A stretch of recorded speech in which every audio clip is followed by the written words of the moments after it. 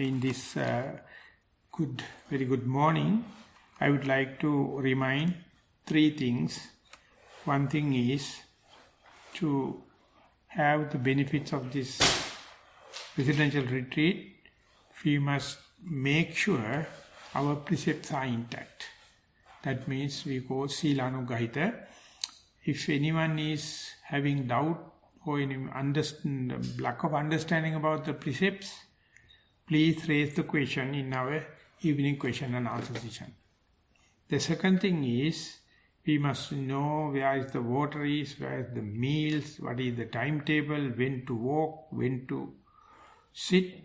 Timetable also must be very clear to each of you. Otherwise there may be some talking each other, asking this and that. So therefore make sure each and everyone is sure about the timetable and the rules and regulation pertaining to the center as well as the retreat.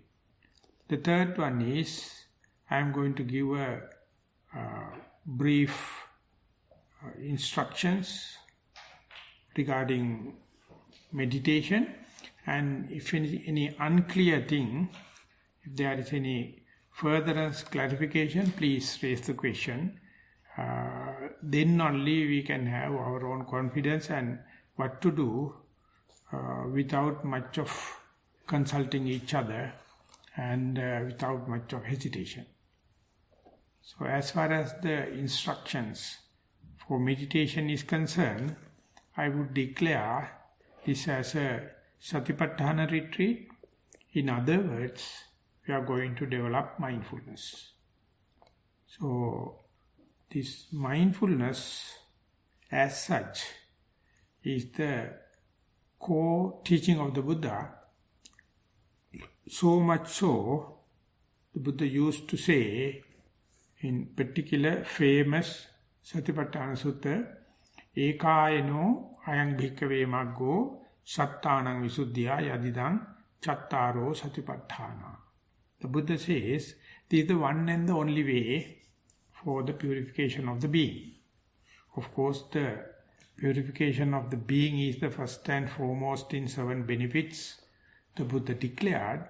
Even that first starting benefit is enough when compared with the contemporary problems in the world as well as in the worldlings. But it is very ironically sorry situation. Buddhists give very least understanding, least attention for this mindfulness. They do everything without mindfulness.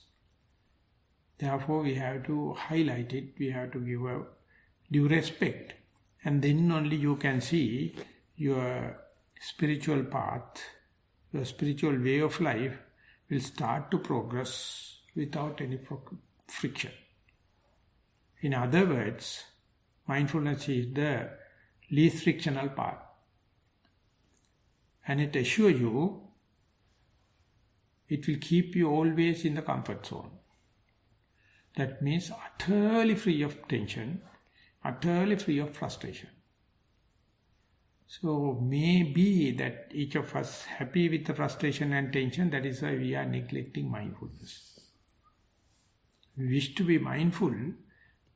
So the moment you start mindfulness, each and every thought moment you are dwelling in mindfulness, you can see then and there under your very nose the lack of tension and the frustration.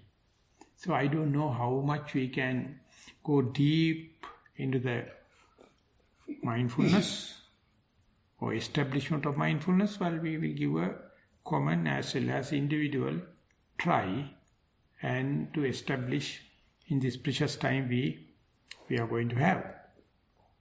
So to come back to the mindfulness, we have to define mindfulness, and then only we can have a theoretical understanding and we can have a clarity and strive for that.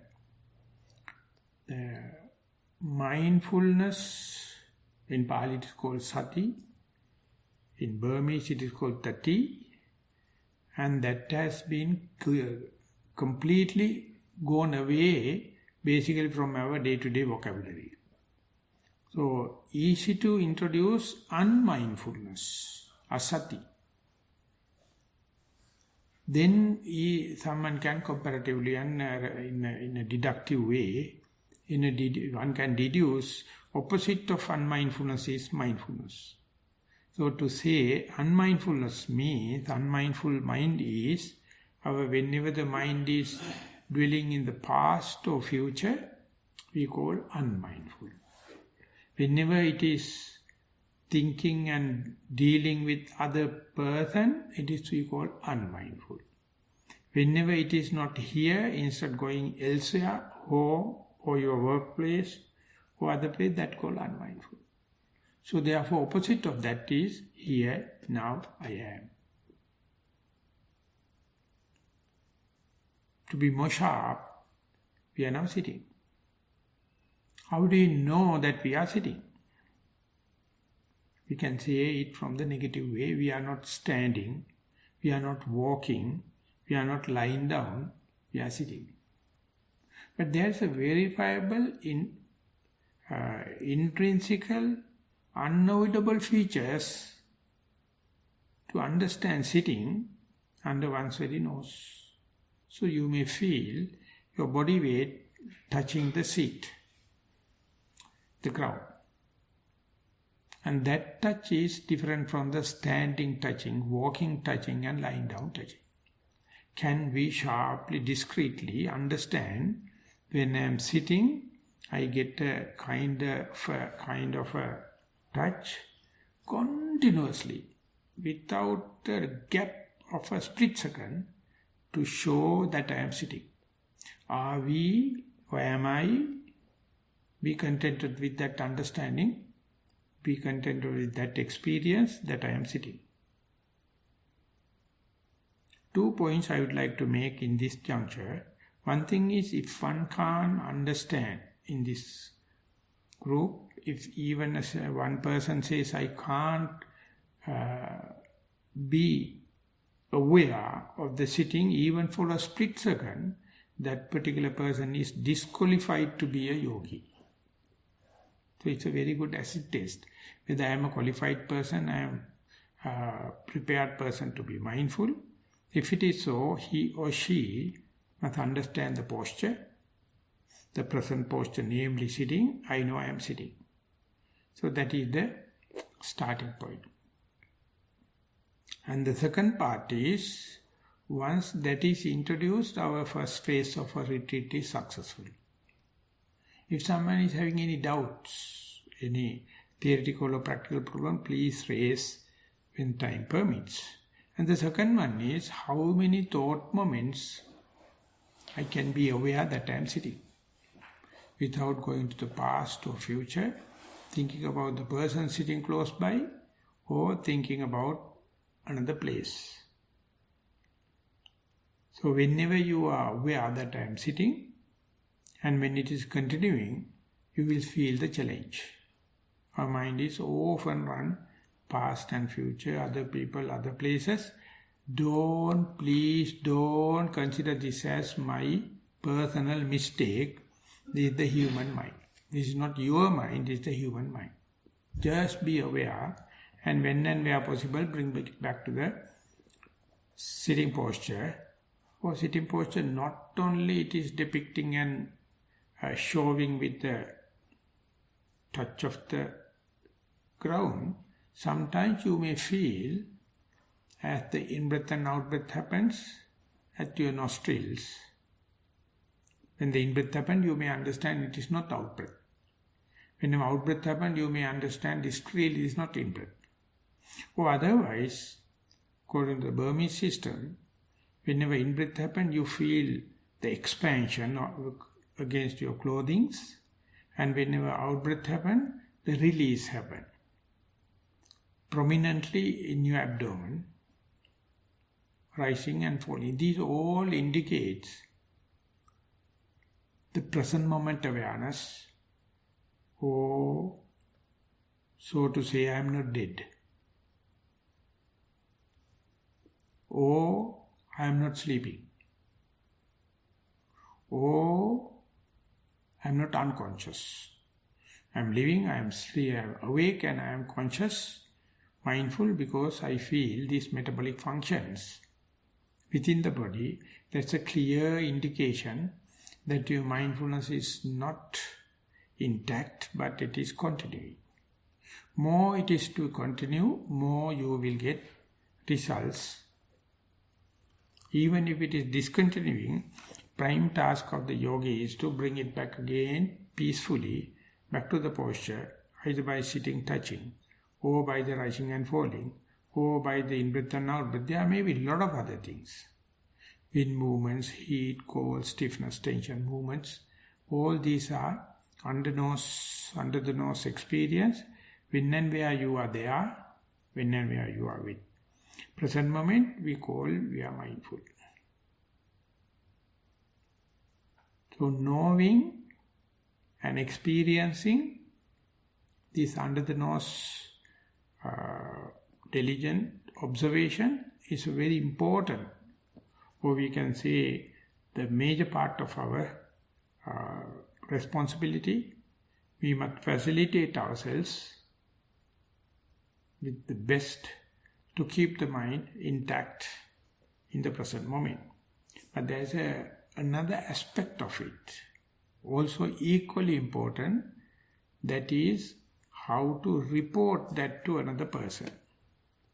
Even if you are mindful in the present moment and if you can't report, sorry to say, you won't get benefits. So therefore one thing is that to under the nose experience. Second thing is communication of the same to another person in the form of a discussion. So that is the point where I can understand whether you receive the instructions, whether you really put forward effort, and whether you achieved occasionally, even occasionally, to the mindfulness. So therefore the reporting is important. And that will give a additional support. You will understand the priority selection.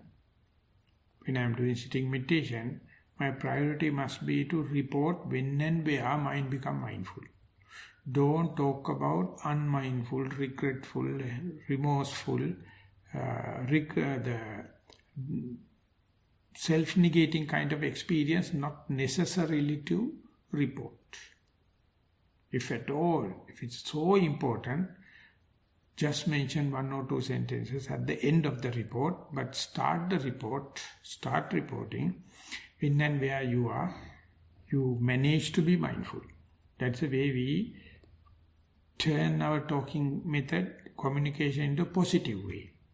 We are not worrying about the negative. Whenever you are talking about negative, you are completely going against mindfulness. So therefore your reporting method, communication must be reconsidered, and then some changes in our spiritual life can really take place. So to be mindful, not only sitting posture is available thanks to Buddha. As a founder of this great tradition, the Buddha introduced mindful walking. Mindful walking, usually we introduce in the second place after introducing the sitting, and then introduce walking meditation. But there are special intrinsic features in walking meditation. This method of meditation, method of establishment of mindfulness, only you find in Buddhism. No any religion talk about walking meditation. They are talking about the meditation, they are talking about the concentration, they are talking about the kind of insight. But they never talk about walking meditation. And also, you have to start with walking and then only you have to come and sit.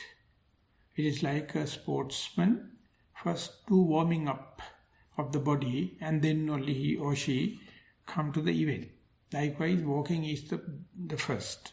specifically after you getting up in the morning or after your meal, you must first do walking meditation to mobilize your energy. And it's also we recommend at the beginning 1 hour walking session, and then you come with the already developed mindfulness.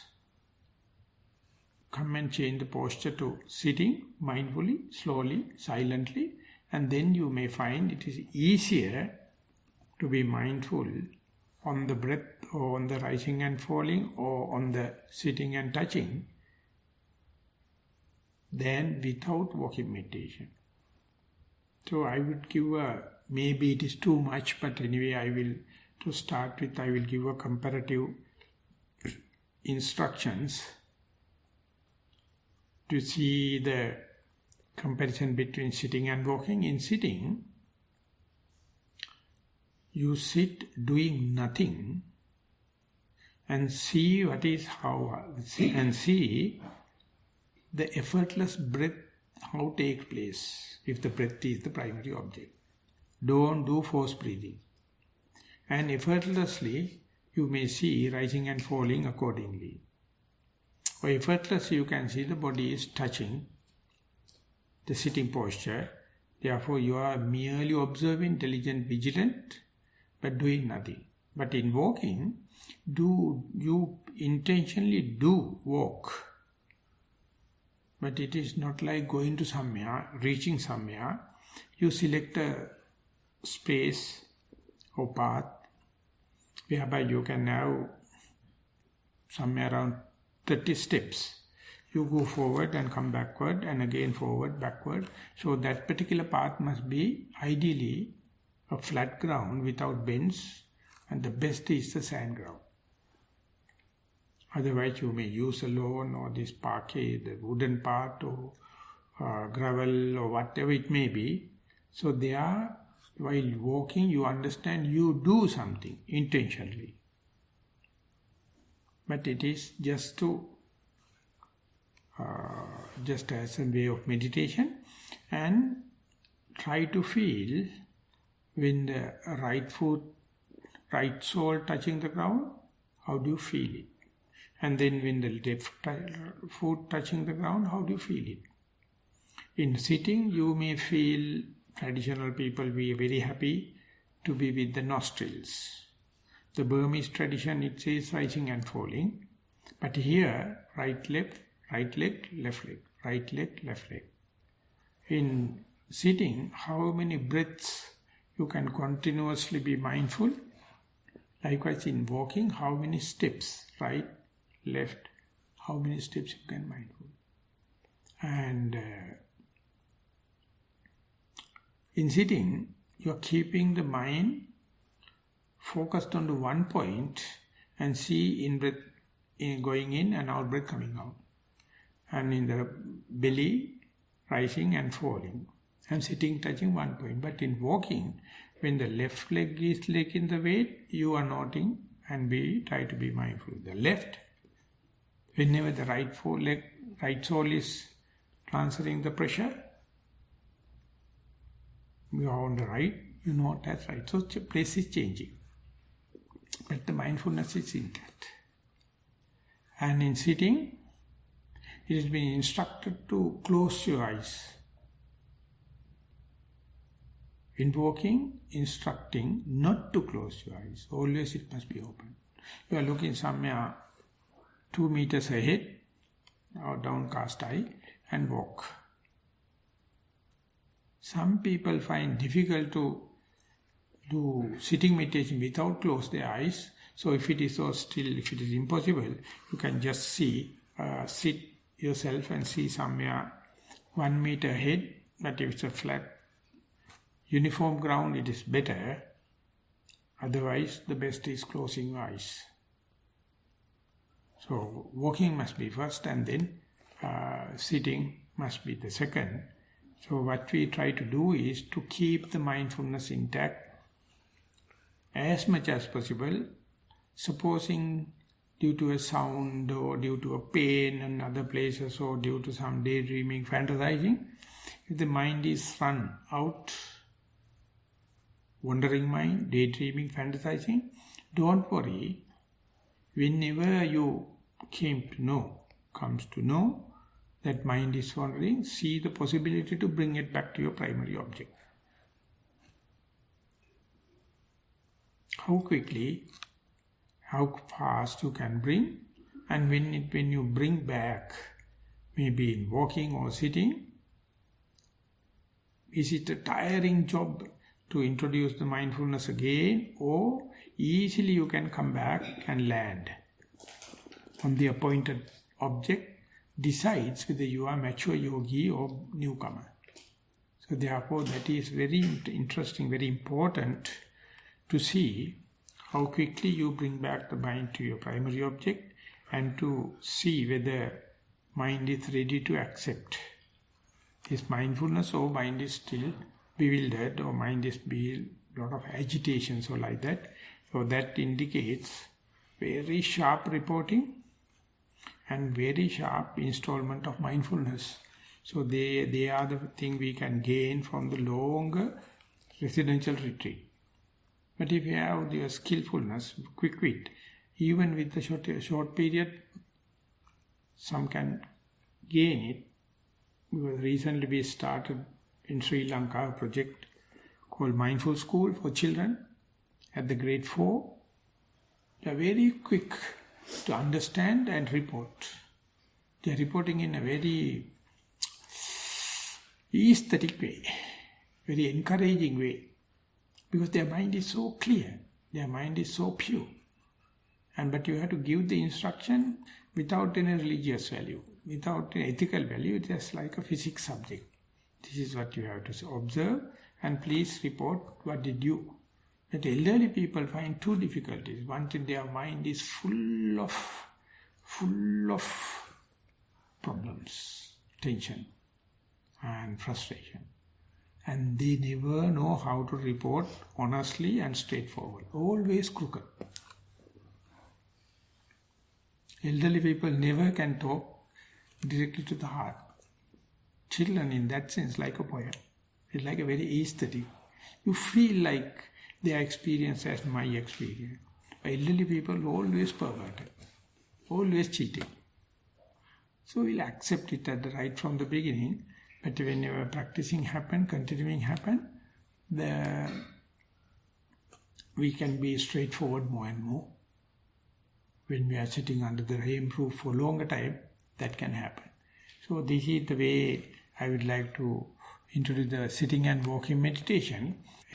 In addition to this sitting and walking, before ending my introduction, I would like to give some remarks on how to be mindful in our day-to-day activities. Under the retreat atmosphere, we will use the most of the time, productive time for sitting and walking. But whenever you are going for the meals and taking a bath and brushing your teeth and kind of thing, there also we can implement the same. For example, when you are doing walking meditation, your attention is on the sole, how the hip, heel, the arch and the toes touch the ground. Sometimes you feel the heel and then through the arch it is going to the toes. So when you are walking, you feel the hardness of the ground, softness of the ground, cool, hot, fixed flow, moving leg, that kind of thing. Imagine if you are mindful in both the soles and the palms, whenever you are touching anything in your day-to-day activities, how do you feel it? It's hardness, it is softness, it's a warm, it's cold, it is different shapes and all the kind of thing. So hands, soles and the hands considered as the tentacles, sensitivity thing. So whenever it is touching something, it can read the surface. So be aware, both your soles and the hands in your day-to-day activities. To be mindful on the To be mindful on the soles, on the hands, you have to shut your mouth. If you are going to talk, whole your meditation is finished. But then you can't be aware of what is you are touching. So we introduce SMS. You have to do things slowly. You have to do things mindfully. You have to do things silently. Silently means, whenever you open the door, you must listen to your own sounds. When you are sitting down here, you have to be aware how much sounds you are making. When you are making a cough, when you are doing anything, be aware of your sounds. Then naturally you will be self-conscious. And if you are making sounds, other fellow meditators will be disturbed. But there are some minimum amount of sounds you can't do away with, that never mind. But do it to the least. So therefore SMS must be there. And we have prepared few video clips on for children, of course, to be mindful, how to be mindful while brushing your teeth, how to be mindful while you are eating, how to be mindful when you are taking a bath, how you have to be mindful if you are doing a little bit of yoga exercises. So we are on the process of preparing it. It is to teach a child at the grade 4. That means age 10. And I found it is directly applicable to all the other people also. And when we are doing mindful school programs for the corporate sector, we show them. Easily they can understand it. But for that you have to have a beginner's mind. You must not assume that I am so and so, I know all the kind of thing, but instead be humble, be simple, and beginner's mind. It is very beautiful thing. So when we come here, when we are sitting under the Buddha, we are always just infants. We are not very senior fellows. So that's why we always keep the Buddhist atmosphere and keep the Buddha statue so that we are known in front of the Buddha.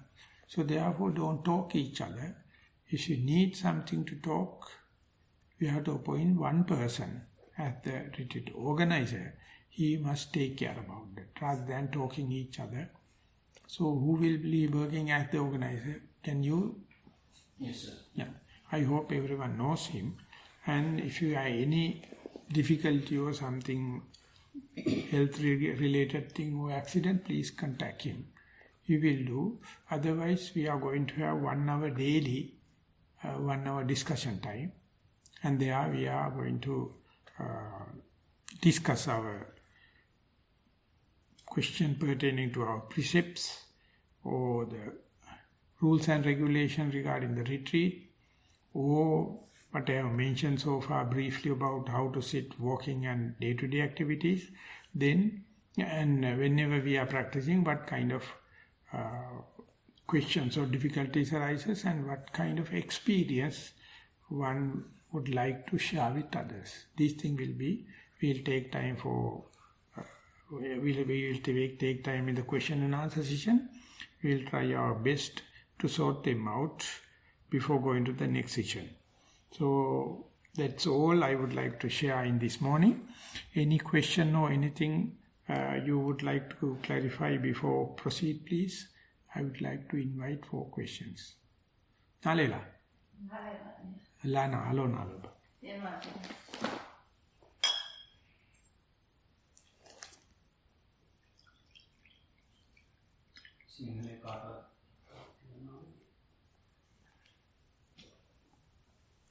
But when you meditate, you said to focus on the nostril here or the expansion of the chest. But sometimes when you do that, you feel the expansion, so can you change or you just have to be on one spot? You follow whatever it may be prominent. Don't try to let the mind to entertain doubts. You have to have a sharp, straightforward answer, whatever prominent.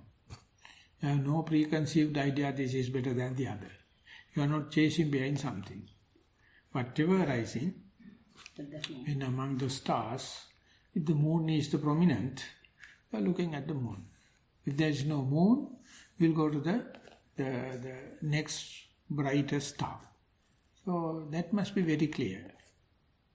Mind should not entertain doubts as to which one to chase behind. The many Buddhists are chasing behind.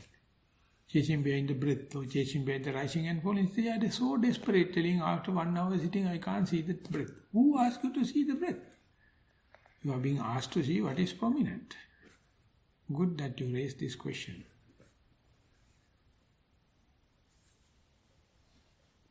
So to follow up on that question, so if you're focusing on the breath, if your mind wanders, or say for instance you have a pain.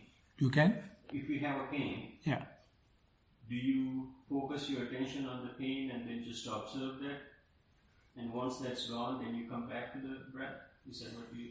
So if you are taking pain, as an example, you have to see the intensity of the signal. If the signal of in-breath, out-breath, in-breath and out-breath is significant or conspicuous and prominent, you follow it. There may be some pains, you don't care. But when the pain come and thread you in par with the breath, then still you are going to the breath. If the pain is going to overcome the strength of the breath, the signal strength of the breath, then you are going to the pain. Otherwise you are not always try to deal with the breath. Try to deal with the external distractions, whether it may be a sound or thought or pain. When come and disturb your primary object only, you go there is no other way. And the Sadamaranshita Sayadaw, he has clearly indicated it. If the distraction is up to the primary object, still you with the primary object. If the distraction is overpowering the primary object, then only you are going to the distraction. And whenever that is disappearing, then you come back to the primary object. And therefore, you will later understand all the time you have pains in the body. Living means a pain. So you are not worrying about that. You are worrying only the primary object. But whenever your pain is distracting, overpowering, then only you are going to shift your attention to the pain.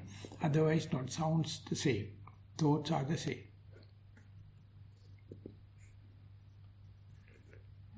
In walking meditation, do you only focus on your foot touching the ground or the whole cycle of movement?